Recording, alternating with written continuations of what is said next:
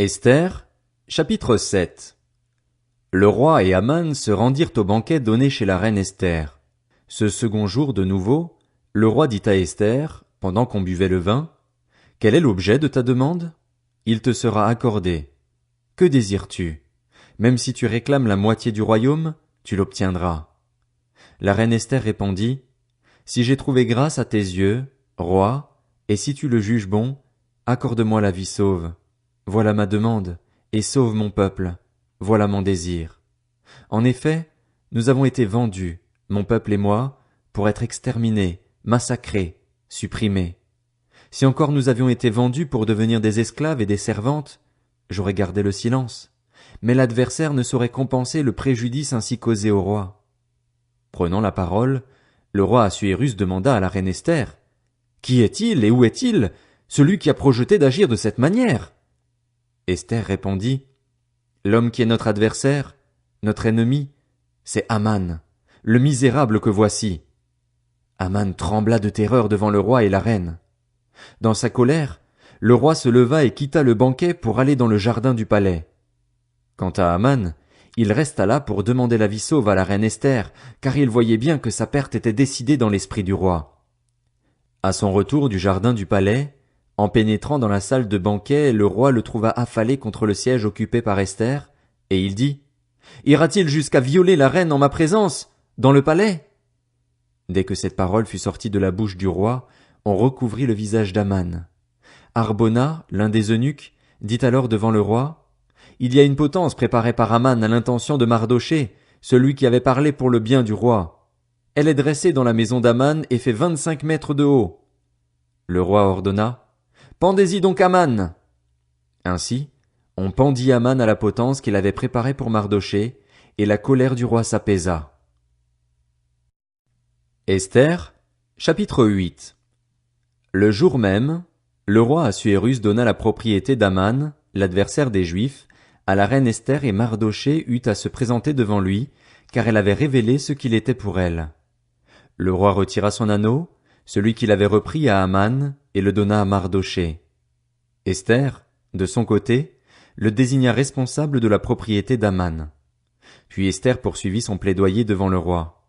Elle se jeta à ses pieds en pleurant et en le suppliant de faire échec à la méchanceté d'Aman, l'Agagite, et à ses projets contre les Juifs.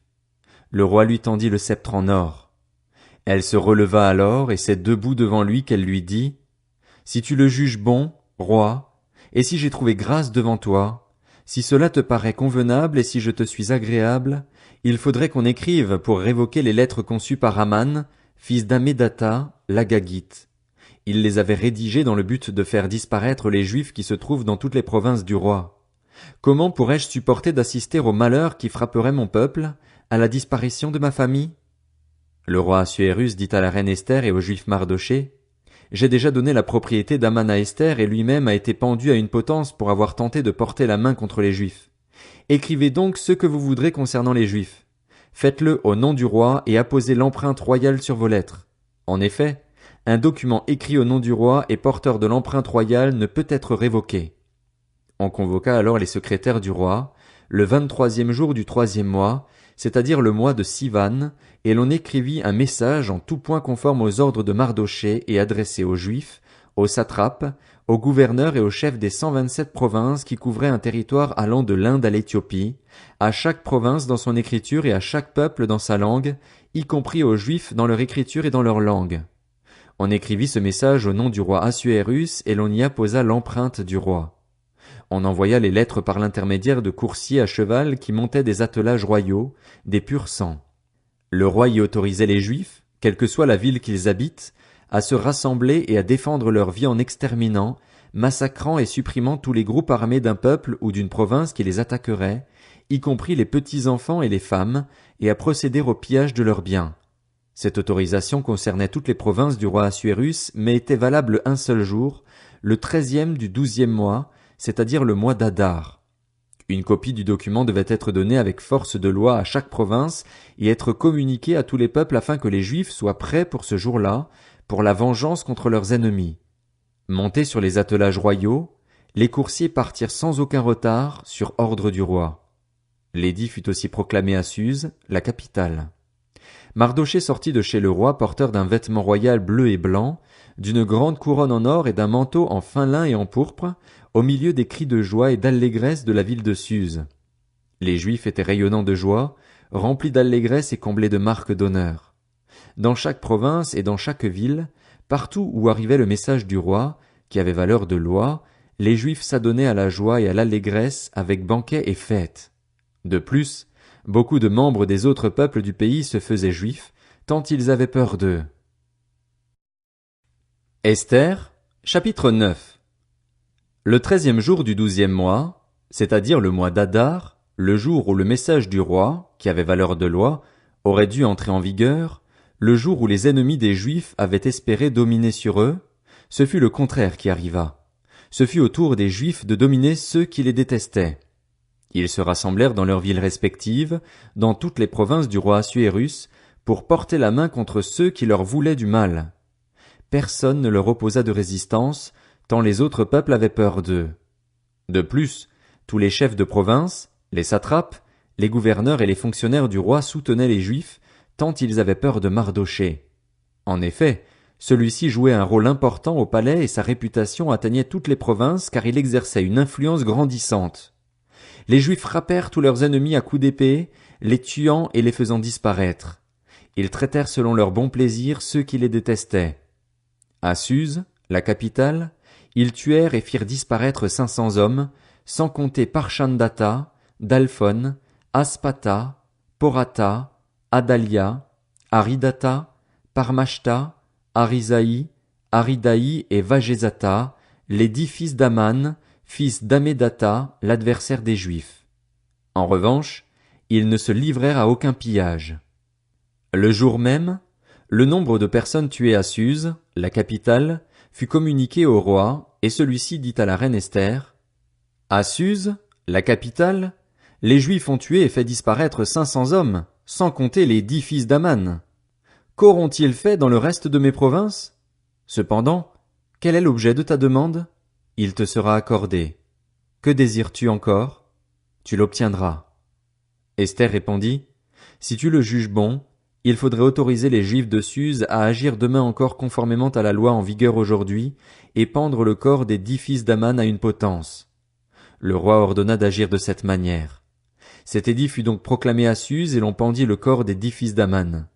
De plus, les Juifs de Suse se rassemblèrent de nouveau le 14e jour du mois d'Adar et tuèrent 300 hommes à Suse. En revanche, ils ne se livrèrent à aucun pillage. Quant au reste des Juifs, ceux qui se trouvaient dans les autres provinces du roi, ils se rassemblèrent pour défendre leur vie et obtenir le repos vis-à-vis de leurs ennemis. Ils tuèrent 75 000 personnes parmi ceux qui les détestaient.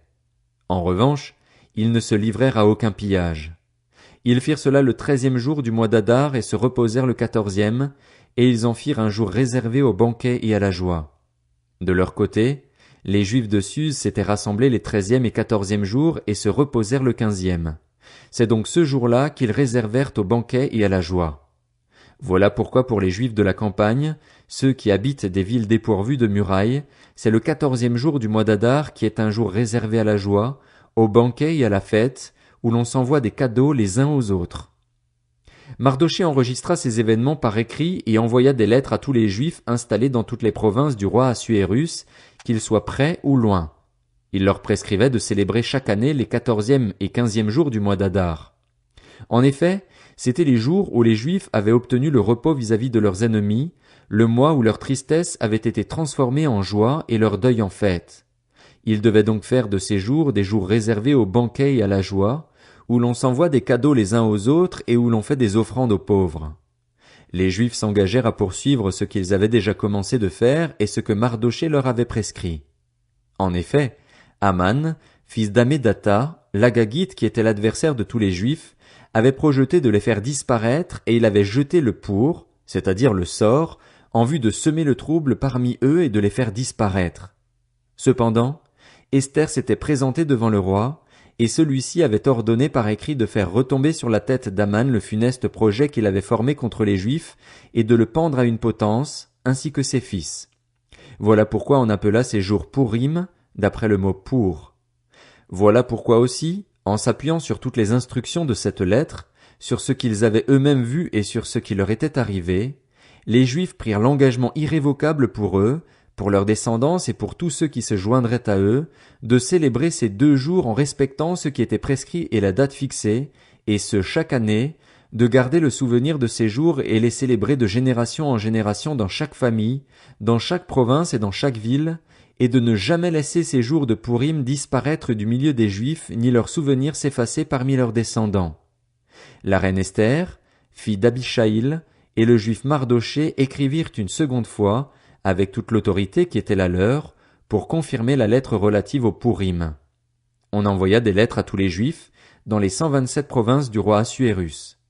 Porteuse d'un message de paix et de vérité, elle confirmait la date fixée pour les jours de Pourim par le Juif Mardoché et la reine Esther, mais aussi par les Juifs eux-mêmes, pour eux et leurs descendants, et contenait les instructions relatives aux jeûnes et aux cris qui les accompagnaient. Ainsi, l'ordre d'Esther confirma ces instructions relatives au Pourim et il fut enregistré par écrit dans un livre.